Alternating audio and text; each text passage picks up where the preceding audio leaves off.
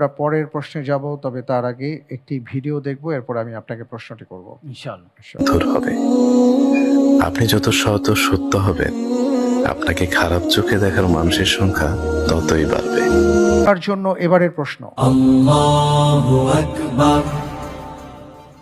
মানুষ যদি কোনো পাপ নাও করে তবুও রাসূল সাল্লাল্লাহু আলাইহি ওয়াসাল্লাম তার উম্মতের ব্যাপারে কোন বড় পাপের আশঙ্কা করেছেন?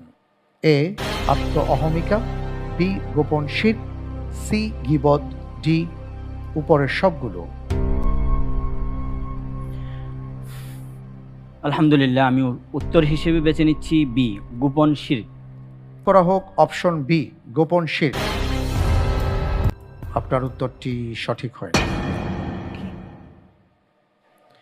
সঠিক উত্তর হলো অপশন এ, আত্ম অহমিকা।